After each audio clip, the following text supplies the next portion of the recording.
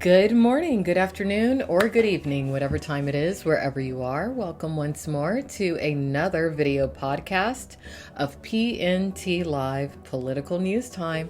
I'm your hostess, Alex Mayers, and remember, you can always check out archives of this show over on pntlive.net or politicalnewstime.com. But I hope everyone's having a good morning. Hope you're having a good week so far.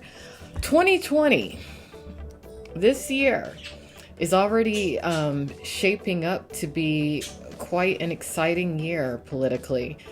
I don't know how much you out there monitor the news on Twitter, but apparently some of the bases over in Iraq have been bombarded with some rockets.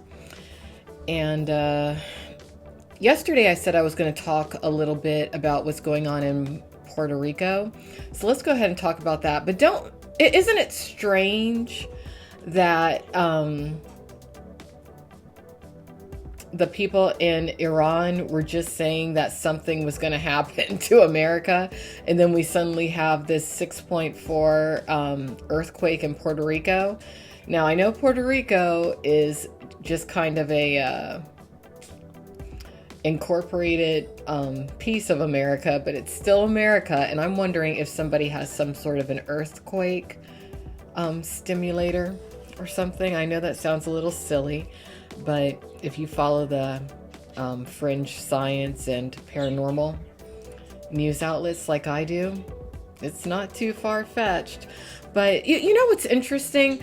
This, from my perspective, actually could be a blessing in disguise for Puerto Rico. It's funny because yesterday at the end of my pntlive.net podcast, I was saying that Puerto Rico can't seem to catch a break considering the earthquake, but maybe this is the break that they need, because whenever an area suffers a lot of natural disaster, that's usually a time of growth immediately after. You know, you have people who are like, all right, let me go ahead and invest some money in this area.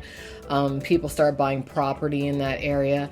So Puerto Rico has had quite an unstable political atmosphere, I'd say starting since around 2006, okay? And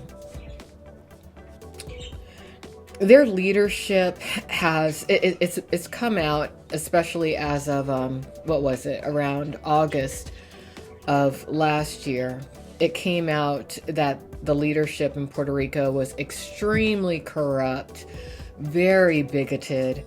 And I'm going to share with some of you an article in regards to the Puerto Rican politics, at least what the political climate has been openly since about August of 2019, because at least from my perspective, this is a situation to where it's such an excellent example of a country's leadership truly not reflecting a country's people. I suppose Puerto Rico, you know, you can't really say that's so much of a separate country from the U.S., but it's a bit of a microcosm. And if you look at historically who has led Puerto Rico, it has been fairly conservative leadership. And the people of Puerto Rico, however, there is a demographic that's still conservative, but that's a society that is rapidly evolving, and its leadership, at least from my perspective, does not reflect the people. So I'll just go ahead and read this to you. It's an article that I found on jacobinmag.com, Jacobin magazine, and it's titled, "Puerto Rican Politics Will Never Be the Same." Disgraced Puerto Rican Governor Ricardo Rosselló is slated to leave office today. It's a victory for the mass protest movement, but as elites struggle to name a successor, the colony's future remains uncertain. For weeks, Puerto Rico has been rocked by mass protests against the governor Ricardo Rosselló.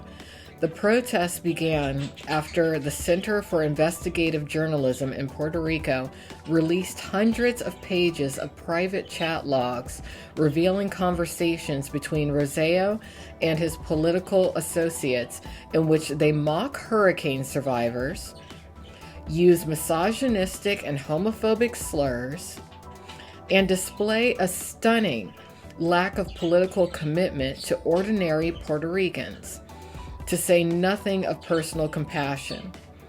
After initially trying to weather the storm and remain in office, Roseo announced last week that he would resign from his position as governor, a first in Puerto Rican history. His resignation is slated to take effect today. So I'm just going to pause there, and if you want to read this article for yourself, you can always check it out on, I'll find a link to it actually on pntlive.net, because I will link it up. But what's interesting about this is that this Ricardo Roseo's alleged attitude reflects that of who? Donald Trump. The misogyny, the homophobia. They didn't say so in this article, but I suspect there was probably some racist attitude displayed within these leaked chats as well. Because one thing I noticed, because I was like, who is Ricardo Roseo? Let me look him up. I look him up. He appears to be a male of European descent. Obviously, he would define himself as straight, considering his open homophobia. But I thought to myself, wow, let me look and see who the other leaders are of Puerto Rico. Pedro Pierluisi. There was someone else who, Wanda Vasquez. I was like, okay, let me look up photos of these people. All of them appear to be individuals of European descent. But I'll tell you, if you ever go to Puerto Rico and you just walk around in the city, what do Puerto Ricans look like?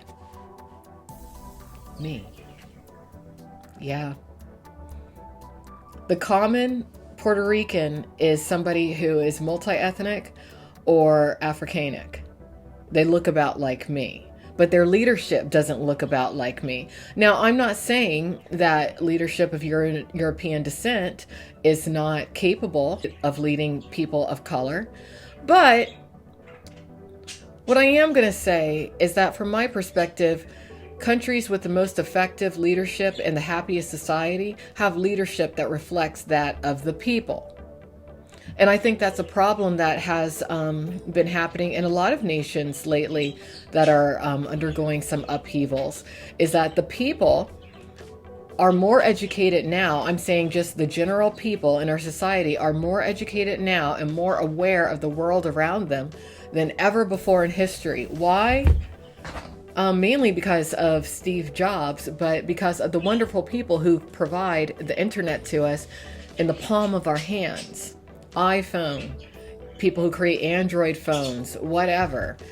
You know, it's not like you have a bunch of people running around anymore who don't know what's going on in the world. Everybody knows. And when you have an educated people, you have a thinking people. When you have a thinking people, you have people who want leadership that reflects what they think. They don't want to be told what to think by people who cannot relate to them. So, yeah, I mean, Puerto Rico, they cannot catch a break. And it's funny because I said that yesterday because the Miami Herald posted an article titled, "Poor Puerto Rico Can't Catch a Break or Get Quick Help from the U.S. Government." And I'll tell you what I think. I think it might be time for Puerto Rico to stand on its own. And I think that somebody might have an earthquake simulator and they push that button to literally shake the people up and make them look around and realize, hey, maybe we can stand on our own right now. Maybe we don't need to have our hand held anymore by people who obviously cannot relate to us. So I hope the best for Puerto Rico. I really do.